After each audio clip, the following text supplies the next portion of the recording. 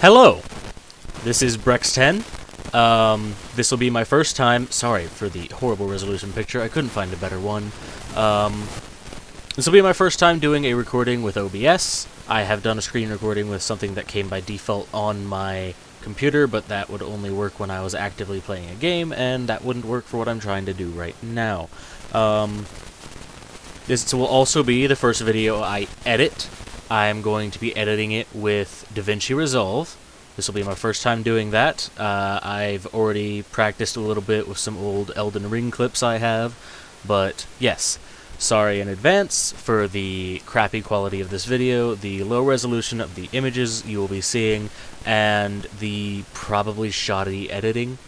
Also the audio quality. I have no echo removing stuff in this room, and I probably won't for a long time. I'm not even sure if I can put that stuff up in here. And sorry if you hear a small pitter-patter of rain in the background, because I do, and I'm not sure if my microphone is picking that up. But, on to the video. So, this video will be about my thoughts on Monster Hunter Rise, some of the things it brought into the series, as mechanics, comparing them to the similar mechanics from previous games, or the mechanics it replaced, or just talking about what I think of them when they are completely new mechanics. I'll be talking about the things I do like, the things I don't like, the things I would want to see continue staying in the series for further games, and the things I hope will just stay in this game alone and not be in further games. So, for context of who I am as it pertains to Monster Hunter, I picked up the series when I was looking for new games to play on my 3DS nearly 10 years ago, and I stumbled across Monster Hunter 3 Ultimate.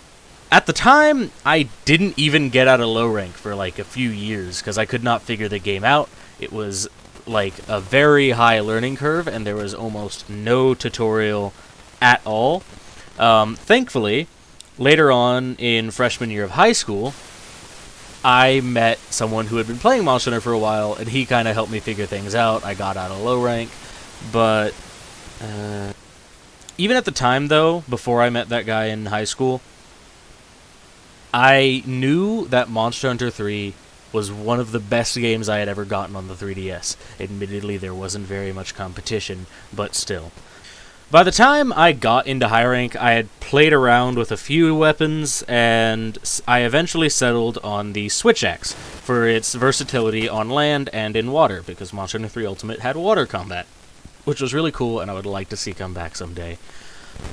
But the funny thing about that is I did not know about the elemental discharge of the Switch Axe until I was like halfway through high rank. Like, I was already I think I was on around high rank Agnaktor, or I was farming a high rank Agnaktor when I figured out what about elemental discharge. I don't know why I never figured that out, but I just never did. Eventually I picked up Monster Hunter Generations on the 3DS, because that was the newest Monster Hunter at the time, and I decided I would main a different weapon every game. In Generations, I mained the Greatsword, that also extended to Generations Ultimate. In 4 Ultimate, I mained the Charge Blade. In World, I mained the Hammer, and in Rise, I mained the Hunting Horn. I've also played every single weapon a couple times, though there are a few I've barely touched, like the ranged weapons and the lances, and Insect Glaive. I don't know why I haven't played more with Insect Glaive. It's just like every time I try to get into it, it doesn't grab me. But yeah, I've played with a lot of the different weapons. I've been playing Monster Hunter for almost 10 years at this point, and it is probably my favorite video game series of all time. I've also played Stories 2. I was thinking about playing Stories 1, but the demo made me realize I probably wouldn't like that. I ended up just watching a YouTuber play through it so I could get the gist of the story in case it was important. I've also been a frequent viewer of many Monster Hunter YouTubers for a long time, like Gaijin Hunter, Rage Gaming, and RX, and a few others. But yeah, that's basically a very short rundown of my experience with Monster Hunter. A lot of people I'm friends with right now, that friendship was like forged in Monster Hunter. We may not have met on Monster Hunter, but it was Monster Hunter that strengthened our friendship, which is a very cool and fun thing about Monster Hunter, because it's a co-op game, and that's what co-op games do. First off, though, when it comes to this video, I would like to preface, I am someone who likes to go with bad news first and then soften it with good news. So I will start this video off with like my complaints, the things I don't like, the things I'm unhappy with in Rise and some Monster Hunter in general, and then I will go on to the things I do like and the things I want to see continuing and stuff like that. So please bear with me through the more negative, complainy parts of the video. I do think these things I'm saying are pretty important, though they are also heavily opinion-based, as pretty much all things in entertainment are. Keep in mind, I adore Monster Hunter. It is my favorite series, probably of all time. The only real competition is, like, Soulsborne games. So yeah. Let's get into that. First off, when it comes to things I dislike, we have Spiribirds. I just don't like them. Either you have to go out of your way at the beginning of the hunt, spending time to grab the birds to be properly prepared for the fight, which for some of the later quests, like the advanced monster event quests we got, is practically a requirement, especially in multiplayer, because I have had so many people join me when I was trying to go through those quests and just faint over and over again, and they didn't grab birds. And with the health and defense those birds give you, that definitely probably wouldn't have been a problem if they did. All they had to do was be slightly less impatient and lazy. It's not hard to grab birds, it's just annoying and takes time, and ultimately I think it detracts from the experience of the game as a whole. Majority of the player base already ignores them like they practically don't exist. If they care about them at all, they use Spiribird's Call, which was added in Sunbreak, which I will admit was a very good band-aid for the problem that was Spiribirds, but I don't think we should have needed that band-aid in the first place. I'd mentioned the advanced monster event quests. We're probably going to be getting more of those in Sunbreak, and I'm excited for getting one on Geismagorm, because I found Geismagorm to be an absolutely awesome fight. I think his moves are really cool. I think his aesthetic is awesome. He's cinematic as hell, but I found him underwhelmingly easy. Even solo or with other hunters, I just have not been able to find like any level of difficulty in Geismagorm, and I wasn't like super ultra prepared. I was still just wearing full Garangolm armor and a like Kimura hunting horn, I think at the time, just a master rank Kimura hunting horn. So yeah, I was a little underwhelmed. It was still a very awesome fight, and I had a great time. But it was the final boss, and you tend to want to have the final boss be more of a challenge. On to the next thing. Always knowing where the monster is, and Restocking Mid Hunt. I'll get on to Restocking Mid Hunt later, and what my thoughts on that. But first off, let's talk about always knowing where the monster is. I personally think the Scoutfly system was damn near perfect. You're actually tracking down the monster by its footprints and marks and stuff, similar to how actual hunters would track their prey with their own senses or with bloodhounds. The Scoutflies were pretty much bloodhounds. Heck, you don't even need to bring back Scoutflies as a mechanic. You could have it be the Palimute. We have Palimutes now, and you could have it explained as they are bloodhounds. You find the tracks and stuff, and like you activate them, and that's like you telling, hey, Palimute, come sniff this and track the monster for me. But that's assuming Palimutes stay in the next games. I really hope they do, but it's always possible that they won't. So I've heard a lot of people don't like Scoutflies. I've heard some people complaining about them. I personally don't see why. It's a vastly superior system to just running around like a headless chicken from zone to zone until you find the monster and paintballing it every 10 minutes to get what I'm assuming is just a psychic link to the monster to know its exact location at all times somehow. Paintballs have never made sense to me, and they've never been that fun of a mechanic to me. Heck, the psychic connection thing is even supported by the existence of psycho serums, which let you psychically know where the monster is in essentially the same way paintballs do, but you don't have to apply it close up. You just drink the psycho serum and get a psychic premonition of its location for a few moments so you can go find it. Which is a very good mechanic that I'm glad existed, because it was kind of needed. But still. And before anyone says, you don't run around aimlessly, you just know where the monster is from experience. That is only true when you've already fought that monster on that map before. And even then, some quests have them spawn in different places, and they tend to move. They don't stay in the one spot waiting for you to come to them. They will move from like place to place before you've even seen them the first time. So what that ends up meaning is the first time you do a quest, you are just running around aimlessly hoping to find the zone the monster is in. For example of how bad that mechanic can be, one time I went on a Rathalos quest in 3U, I think this was in high rank, on the Volcano map. Back when I was a fairly new hunter.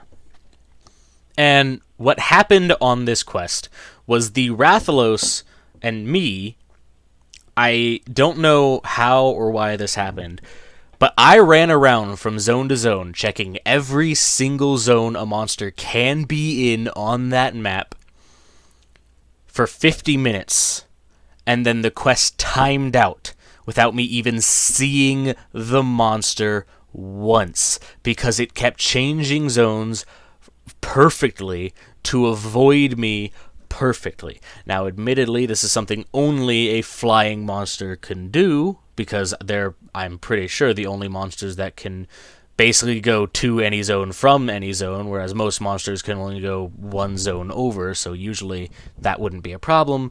But still, I did have that happen, and that should not be possible.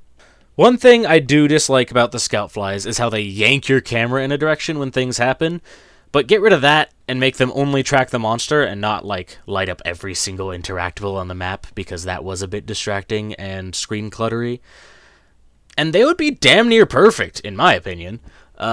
Maybe there's a couple other changes you could do, but I can't think of anything. As for how Rise does it, just telling you where the monster is at all times, I can understand the idea behind it. This is a portable game, people are going to play on the go, don't waste their time with tracking, just make the hunt go quicker by telling them where the monsters are instantly.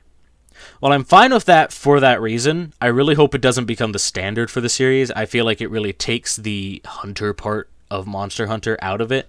It starts to become a bit more arcadey and gamey and just like a boss rush-y, which Monster Hunter is, but it's more than that. Actually tracking and being properly prepared is a big part of Monster Hunter for a lot of people, including me.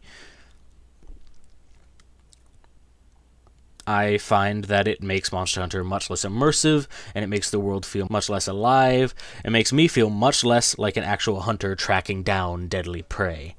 And while we're on that topic, I'm less annoyed at this change, because I feel like it was a very good quality of life change, but I do miss that in older games, you actually had to properly prepare before a hunt, making sure you brought the right items on the quest, and not being able to restock mid-quest except for the provisions that would only come in later on in the hunt. Again, that added a lot to the feeling of being a proper hunter that needs to properly prepare before going out on a hunt. Not to mention having infinite access to anything in your box, even being able to change weapons and armor mid-hunt drastically lowers the stakes of the hunt. In the older games, poison was a big deal because you had a limited amount of healing per hunt, which made it so that you had to bring antidotes, and even then, you could only bring 10 of those and had no way of restocking. But now that you can restock your potions mid-hunt, poison is more like a minor inconvenience than anything. And a lot of other things as far as difficulty and the stakes of the hunts has been drastically compromised as a result of this. That feeling in the older games of being low on or completely out of healing, hoping or praying to God that you can finish this monster before it carts you 3 times or the timer runs out. That tense, exciting feeling of a close call hunt where there's no safety net of healing potions left. If you absolutely must heal, then you have to run all the way back to the camp and heal in the bed. So you have to be hyper aware of every attack, making sure not to get hit by anything for fear of death, while still needing to get damage in and finish your opponent. You never get that feeling anymore, and that's because you can restock mid-hunt. Yes, you can challenge yourself to play as if restocking isn't available, but self-imposed challenges don't feel the same as when there really is no other choice. Again, I understand why this was done, and I'm not saying it should go back, but I would personally, again, it's fine as is, but I would personally like to see it restricted somehow. Not entirely removed, but restricted. Like limiting the number of times you can restock. Maybe only letting you restock once or twice. That would fix the problems of entering hunts without properly preparing and needing to back out entirely to restock and then go back into the quest, wasting so much time, and it was very annoying. That's a big part of why they changed it. But this would still incentivize you to be properly prepared, because this way, if you are prepared, it means when you get low, you can go restock once or twice, but if you forgot, you're down a restock. You need to use it early, and that will still punish you for not properly preparing, but still makes it so you don't have to back out entirely. I'm not sure if I worded that right or edited that properly because I had many failed attempts at saying that part, so I'm going to say it again now, or at least try to, in a better, more off-the-cuff, off-my-mind way that isn't reading a script. Basically, in the older games, if you were unprepared for a hunt and you went on into the hunt, and you noticed that, you would have to just quit out of the hunt entirely, go properly restock your items, and then go back into the hunt. It was a long, annoying, time-consuming process. You'd have to eat again. It was a lot. I get that was annoying, and the being able to restock thing mid-hunt fixed that problem. But if you put a limit on the number of times you could access your box and restock, it would still incentivize being properly prepared because that would give you more restocks during the hunt. But if you went into a hunt without properly preparing, you could just go into the box, use one of your restocks, which you might have one of, you might have 2 or 3 of, it depends on if they end up doing this. I think 2 restocks would be optimal. So if you go into a hunt and you're unprepared, you can restock once and go on the hunt, and if you end up needing to restock again, you'll have that restock. But if that's not enough, there's nothing you can do about it. It'll make it so you actually have to be more smart about taking damage and dealing damage and using your items and not just spamming them whenever you want. But if you properly prepare for the hunt and go in, then you will still have the restock or both restocks. So you'll go into the hunt fully prepared, go about your stuff, and if you get low, you can go restock, and you can keep going about your stuff, and if you get low again, you can restock again. Maybe not if there's only 1. I think that would be a good idea, but 2 might be a better safety net for some people who just don't want to deal with it. Everyone's different. And a few other minor immersion things I would like to mention: hot drinks, cold drinks, and having a limited inventory space. They are also mechanics that added that feeling of needing to properly prepare for a hunt, but they were more just kind of extra steps, and I feel that they are minor enough things that I'm less annoyed about their removal, especially the inventory space thing, because that is one thing I almost always hate in games, but it is a little sad to see these mechanics go. Because limited inventory space means you had to manage it properly, which means you didn't want to just fill up your inventory space with every single item in the game before you went on the hunt, because then you wouldn't have any room to carve the monster or mine ore or anything like that.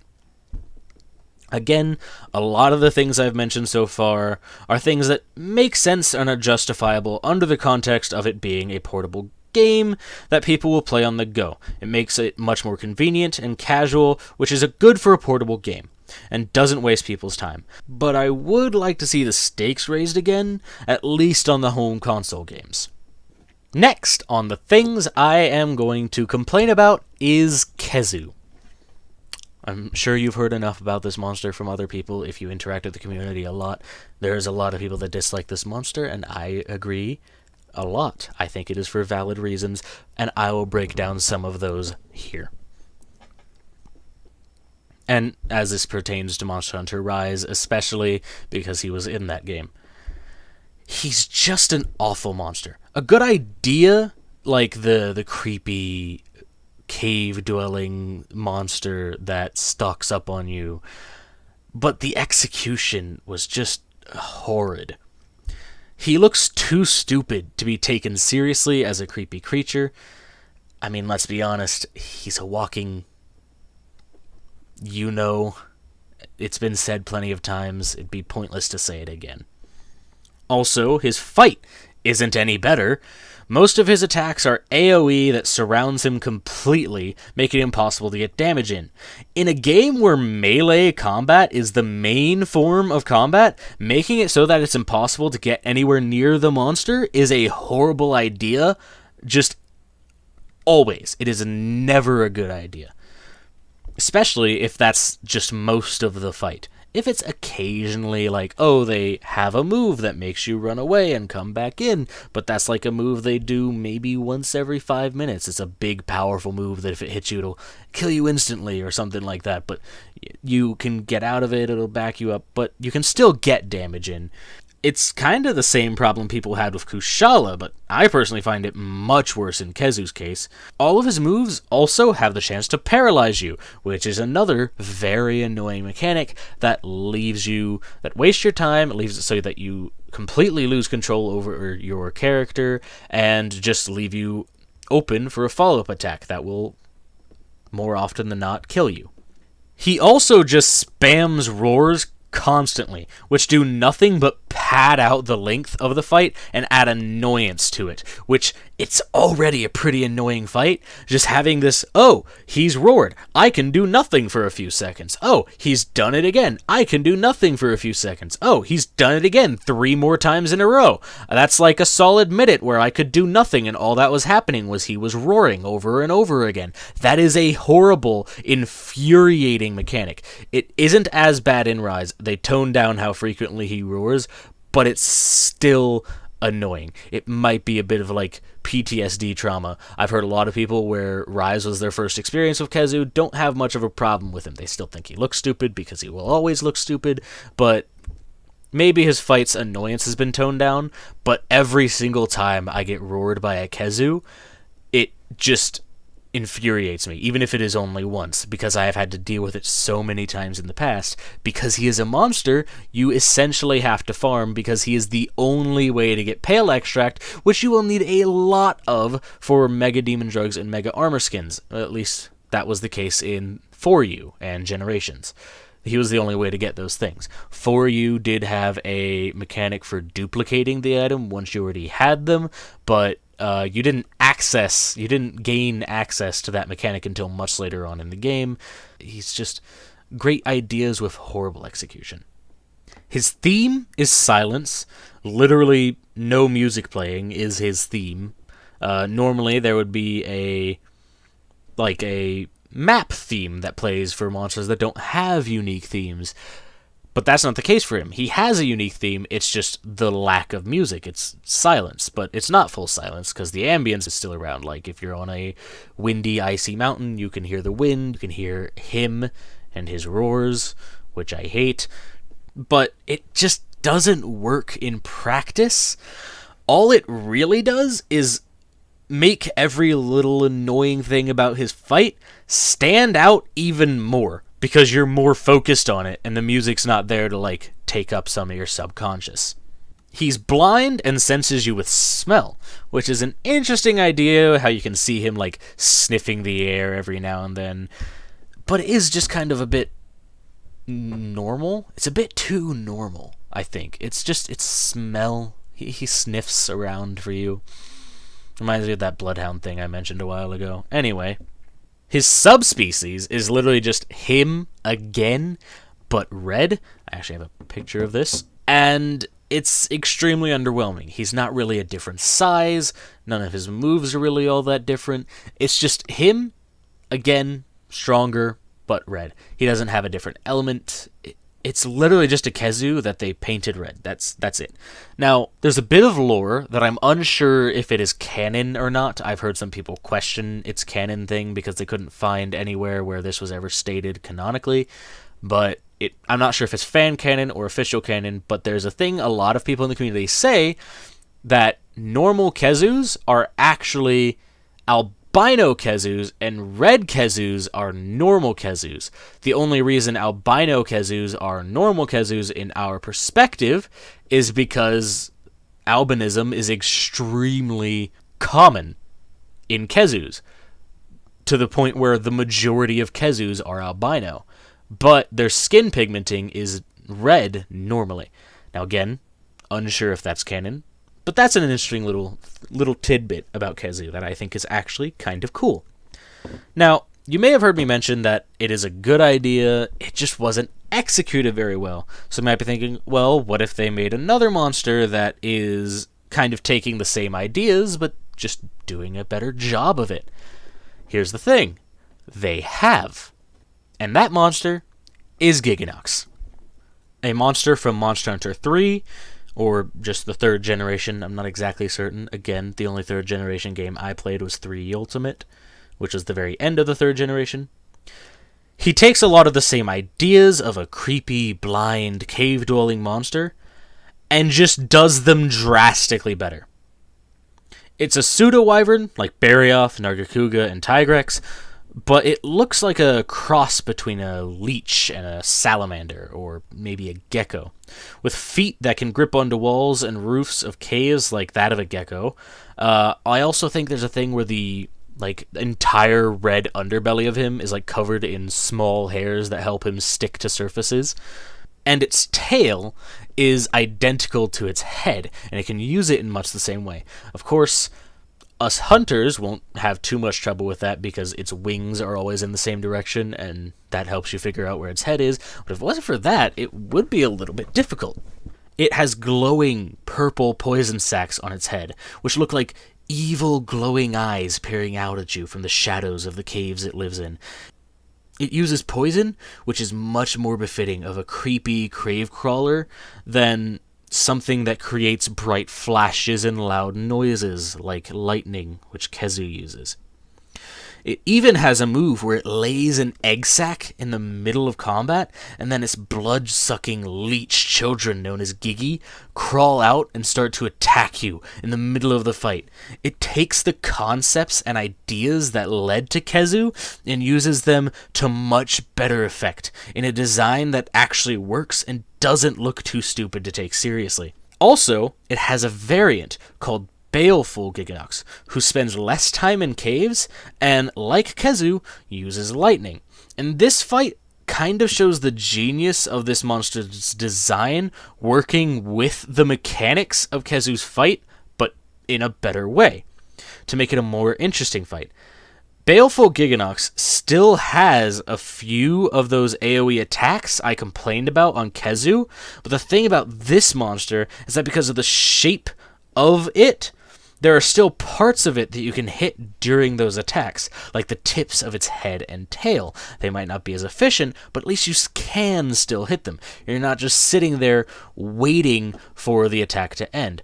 By the way, I'm not sure if I mentioned this, those big AoE lightning attacks that I hate on Khezu, they come out nearly instantly, and if you're in the middle of hitting it, it is very hard to get out of range in time. And he tends to just spam them and do them again and again in a row. He does that with a lot of his moves. He doesn't have any combos. He has maybe 8 unique moves, and every single time he does a move, it's almost never that he's going to use that move once. He's almost always going to follow up by using that move again 1 or 3 more times, which is another reason I hate Khezu. It sees not with smell, like Khezu, but with heat vision, like the Yautja predators from those movies, which is such a more interesting concept and much more creepy as an idea, and it also makes sense with this creepy predator that is hunting you down. Also, you might think, oh, well, that's a bit overly fantasy, isn't it? But actually, it's believed that snakes, maybe not all snakes, but at least some snakes, see with heat vision. That's generally believed to be how some snakes see. So it's not like unrealistic and fantasy or sci-fi. It actually makes sense. But also works with the creepy vibe and aesthetic they were going for with Gigginox. This monster doesn't have its own theme, but the theme of the map that you fight it on fits it pretty well. To the point where, if he does ever come back, I would kind of want to see that just be its theme. It wouldn't be the first time a map theme became a monster theme. I can't remember specifically, but I know there are a few monsters that have unique themes now, that originally that was just the theme of the map you fought them on. When enraged, it changes color, from the stone gray it uses to blend into the walls of the caves, to a deep, almost black purple, and its skin hardens in this state, making you bounce if your weapons aren't sharp enough unless you're hitting its weaker spots, like the ends of its head or the red underside, and there's a few other spots if I remember correctly. And that is just a very cool mechanic to me, as an idea. It forgoes stealth to gain defense when it is angry and wants to do better at killing you, which is such an interesting thing. Most things in Monster Hunter, when they're enraged, they just become more aggressive, they use moves more quickly, they don't tire out as much. But I think Gigginox is one of the only monsters I can think of who increases its defense when it is enraged. There are other monsters that have shifting levels of defense depending on certain things. Like Agnaktor has a mechanic like that, but I don't think there's any monsters that gain defense when enraged. Also, there is a subspecies for Gigginox as well. I've already mentioned it to you before, but it's Baleful Gigginox. Instead of the gray and red that normal Gigginox is, it is yellow.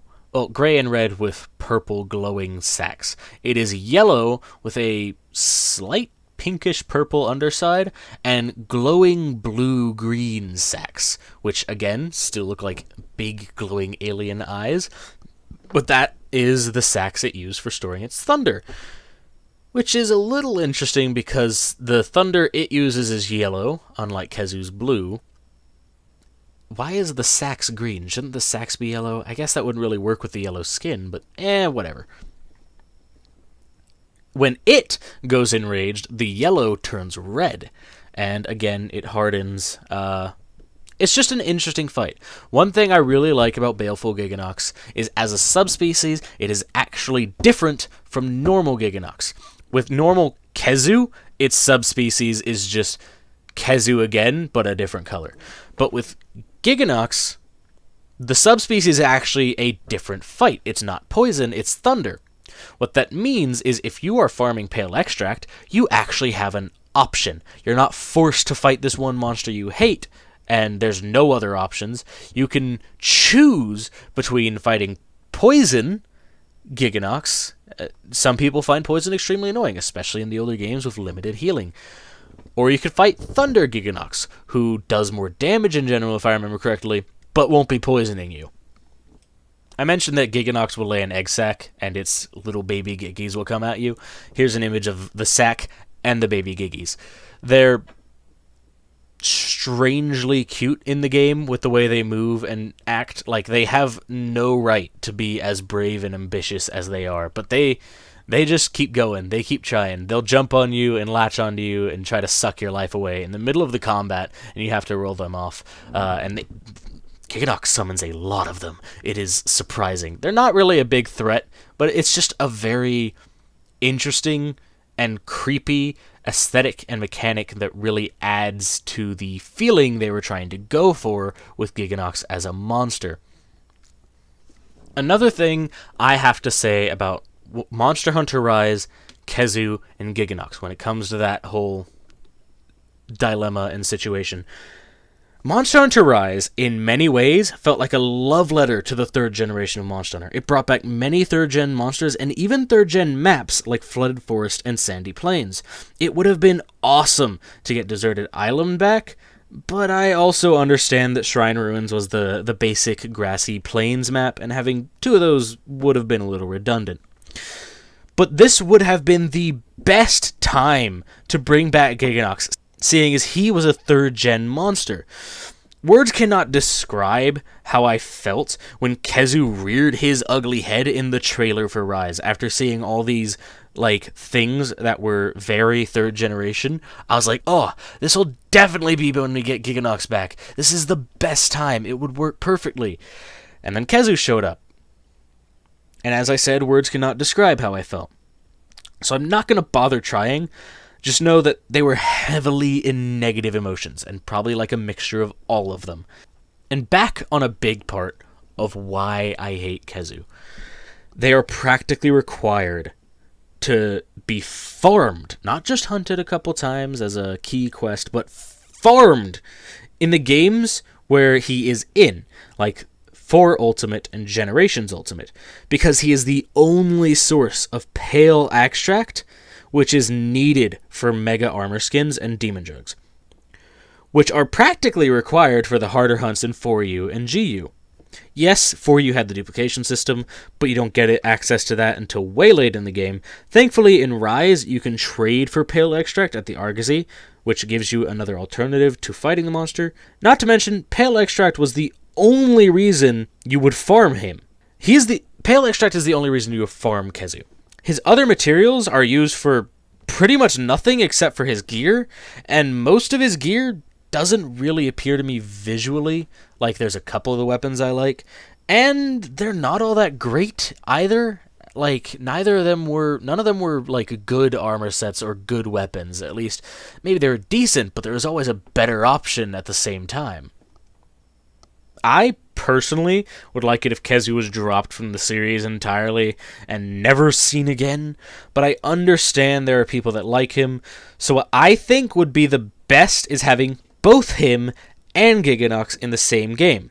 Make it so that there are multiple options of how to get Pale Extract, and you can choose the monster you prefer. Forcing players to hunt one specific monster for a material they are likely to need a lot of is just a bad idea in general and should have never been done.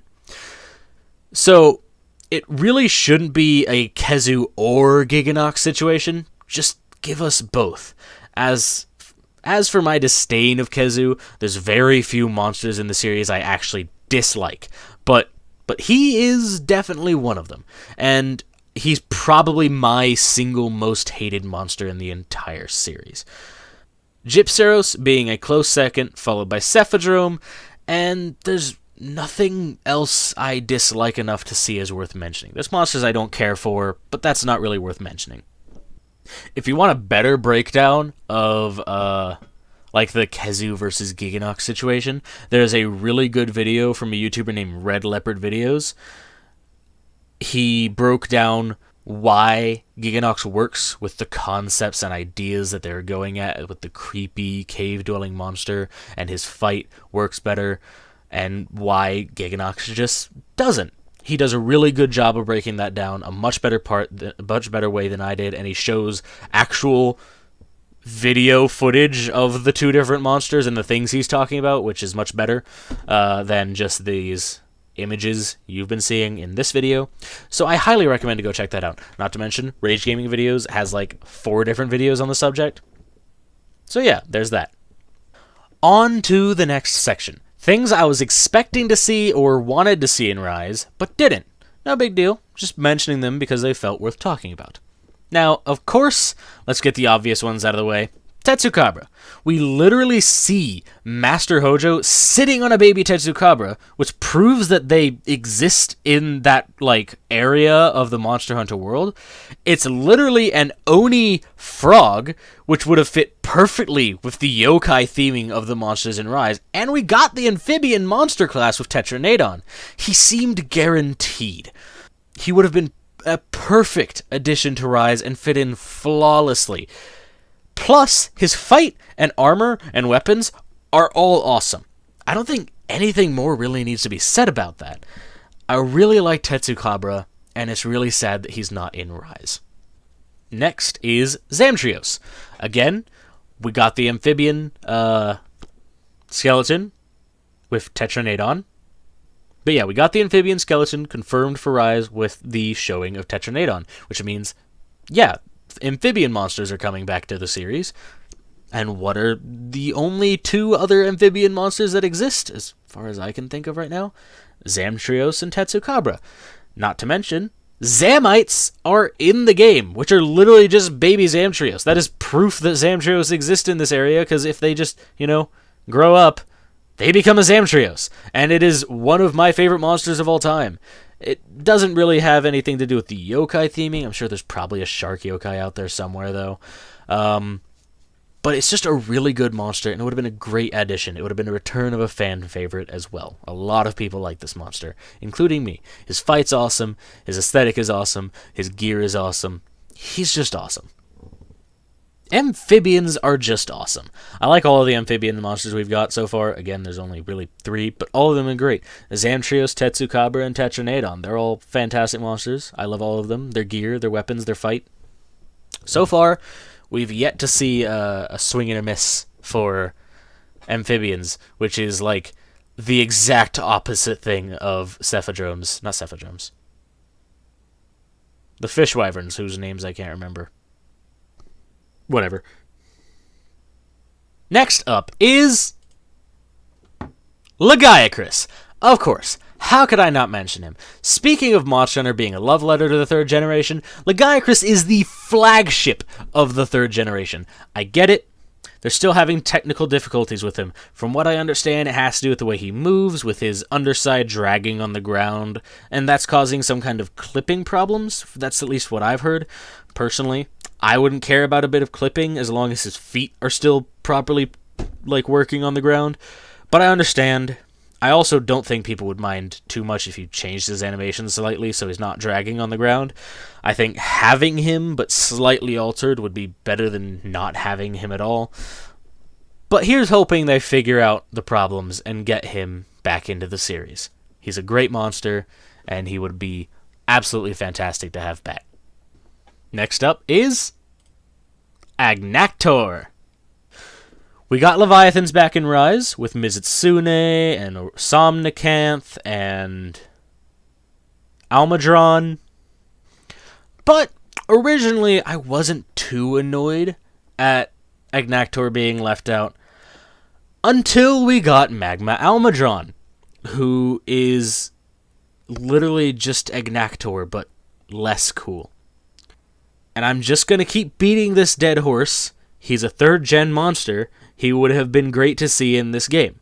Also, once again, the Auroctor are already in the game, which again are the small, young version of Agnaktor. It's like the Jagras to Great Jagras, or Jaggi to Great Jaggi. Speaking of, next up is Great Jaggi. He was the starter monster of the 3rd generation, alongside Arzuros. Plus, you put Jaggi and Jaggia in the game. You also put his brothers Baggy and Roggy in the game. It seems weird to separate the trio. I get he was probably left out so people's focus would be on Izuchi more as the, low-tier raptor monster. But it just still seems strange to put, his children in the game and his brothers in the game, but not put him in the game. And speaking of the Gi trio, next up is Great Boggi, who doesn't even exist. You made this new Gi monster for Sunbreak to turn the trio of Jaggi, Baggy, and Roggy into a quartet. Jaggi, Baggy, Roggy, Boggi. But you didn't give him a Great Boggi? The small dudes look so cool. It would have been great to see their large monster counterpart. Here's hoping we'll still get a Great Boggi one day, because just look at these little guys. Imagine a large monster version of these guys. The face, the big ears, the fur on the back and tail. I feel like this would probably become my favorite of the 4 if it was 4. Still, so far, it's just a 3, and my favorite is Ruggy. Now, next up is the last thing I really have that is a, like, complaint or minor negative. Again, a lot of these complaints haven't been serious. The only ones that are, like, serious complaints are Khezu, the just knowing where monsters are at all times thing, and Spiribirds. Those are the only things I definitely don't want to see in the next games. The last thing I have that is a minor complaint with Rise is the RNG armor and weapon augments. I don't like RNG, I don't think we needed more, and I think you could have done a better way about it. Now, I'm going to start reading what I wrote down about this. The Qurios Crafting system is cool, and I like that it opens up possibilities for your builds and sets of the endgame builds, but RNG is just not the way to go about it, in my opinion. I think it would have been better if it was fully controllable, but just expensive. It would take a lot of materials to get the augments that you want, but you could choose them. Instead of the afflicted material system we got, afflicted material would be a new version of normal materials. If you wanted to augment paralysis attack onto an armor piece, per se, you would need afflicted paralysis sacks, or whatever the master rank of version of paralysis sacks are called, which would just mean you need to fight some afflicted Volvidons.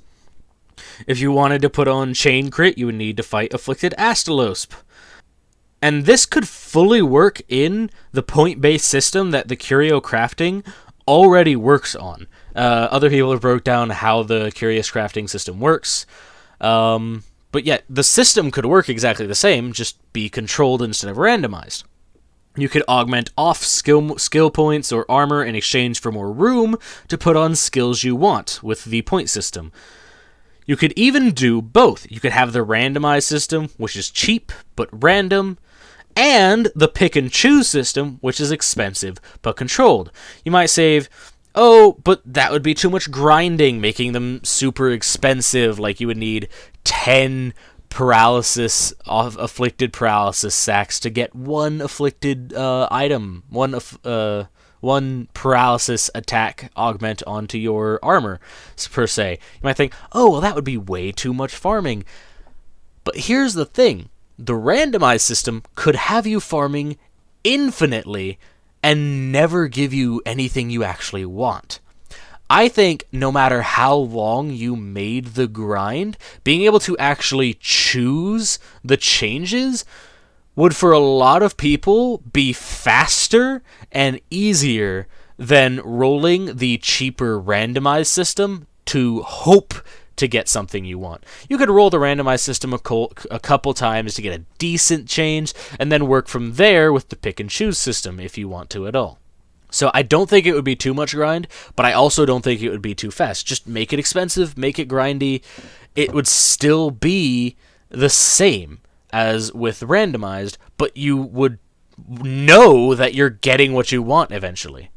Not just hoping and eventually giving up after maybe 20 rolls.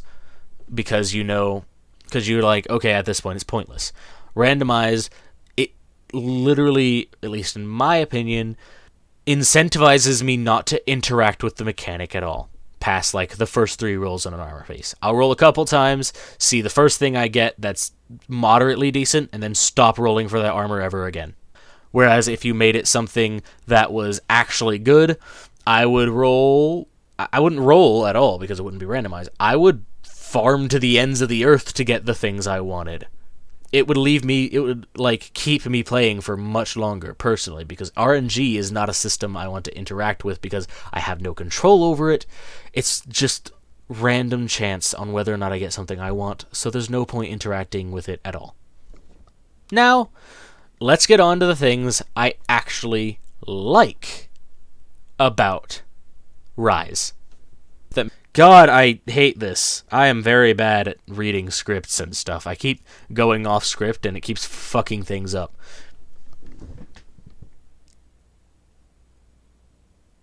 Things that are good but should work differently. Wyvern Riding, which is the only thing I have in this section. I like Wyvern Riding as a mechanic and an idea, but it did have some negative drawbacks. Invader monsters don't really work, and other monsters walking into the fight is just a helpful thing, because they immediately go for each other and just cause a Wyvern Ride, rather than both going after the hunters and causing some fun chaos. That has already been discussed in length, and people have posited ways to fix it. A lot of people say, keep Wyvern Riding as is, but make it a once per monster per hunt thing, and then it goes back to normal mounting. But I have what I believe to be a better idea. We completely go back to normal mounting for jump attacks and stuff like that, and monster-to-monster interactions would go back to normal. Invaders could invade again, and having multiple monsters in an area would be a threat again. You could still have turf wars. They worked fine in World without compromising those aspects of the gameplay.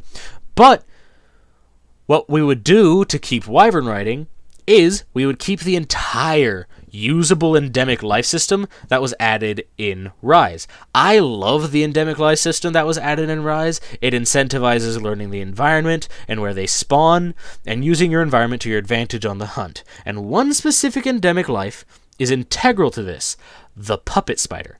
Have it so that every map has 1 to 3 of these, and they are the only way to activate Wyvern Rides. Or maybe we could gather them with the bug net in World and bring them with us from hunt to hunt, rather than having to go grab them every hunt. I'm not a huge fan of being able to bring them from hunt to hunt. I think they should be a thing that is just on the map and you should go grab them, but I am not against the idea of having them be something you could just grab with the bug net and keep. It'd also be cool to have one in your room. Let's decorate your room with some puppet spiders or other things like you could in World. And what I would like to do, assuming we have like 3 puppet spiders on each map, is you'd have one that's easy to find. It's like on the path most hunters would take to fight most monsters. But then you have a second one, which is a little bit more out of the way, but not exactly difficult. It's just like not on a normal path, and then a third one that is actually completely hidden. But once you know where it is, it's very easy to just go grab it and use it.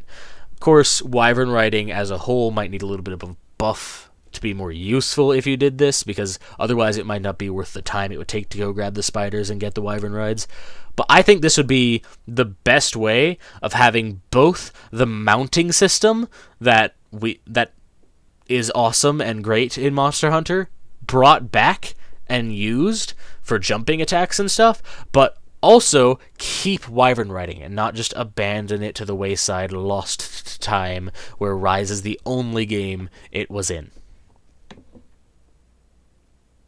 Also, puppet spiders would not respawn, assuming we had 3 of them. If we had 1 of them, let it respawn after like 5-10 minutes, but if you have 3 of them, then they would be like an item that is on the map. You go grab them, and if you need a second one, you have to find the other ones.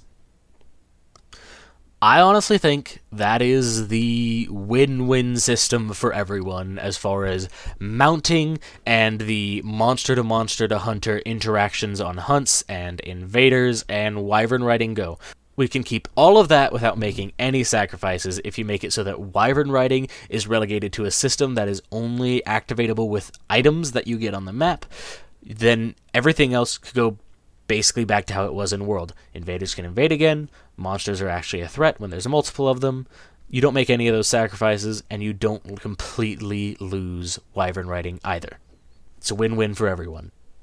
Next up is things I loved and think should stay in every single title in the series from now on. Palimutes being number 1. Absolutely lovely additions, very good for traversing the large open maps we have now, and adds much needed variety to our questing companions. Not that there's anything wrong with the Palicos, but variety is always nice, and being able to sharpen on the go is great, and other items that you would have to stop to use, all that stuff. The next thing that I think is great, switch skills. The ability to tweak and customize a weapon's moveset is a fantastic addition.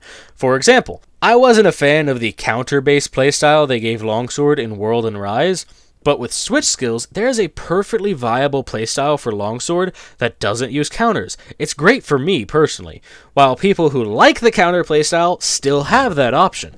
It's like a simpler, more approachable version of the Hunter styles and Hunter arts that Generations had, and I think it's just kind of bringing back the Hunter style, Hunter art system, but better. You have some customizations to the base moveset, you have options of these cool, flashy attacks. It's just a really good mechanic that I think is awesome. Of course, to bring back this system for some of the moves, you would have to bring back wire bugs. Honestly, I think wire bugs wouldn't be a bad thing to have be a standard in the series, but I also see it being something that might be dropped off. If they do drop off wire bugs, I would still want switch skills to be a thing. Being able to change a couple moves and having these cool attacks, but maybe have them work a little bit more like they did in Rise. Rather than a wire bug that recovers over time and is used up, it would be a bar that you fill up that allows you to do this cool move. That would be a very interesting way to go about it. It would bring back Hunter arts while still keeping switch skills, keeping the customizable movesets for people that like to play the same weapon but in slightly different ways. It is just a very good mechanic that I think has no real downsides. And that's pretty much all I have to say for this video, actually. I thought there was more. There is some more stuff I wrote into this script, but I ended up deciding that that would be a separate video because it's basically just a separate thing entirely. It's a completely different tone from what this video was. I just wanted to break down a bunch of stuff I liked and disliked about Monster Hunter Rise, what I would like to see stay in the series going forth, some things I would like to see stay but work slightly differently, and some things I would like to see gotten rid of entirely. This video was very much a rant. I'm not sure how good my editing is going to be. I redid a lot of these paragraphs multiple times trying to say them properly, and I'm not sure if I'm going to edit them in properly, because this is the first time I've edited a actual recording. I'm not even sure if this is still recording right now. I really freaking hope it is. But that is about all I have to say for this video. I'll see y'all next time, either in a stream from my PS4 again, or in another video like this one, if I have time and effort for it, and I'm not too lazy. Stuff like that. See ya!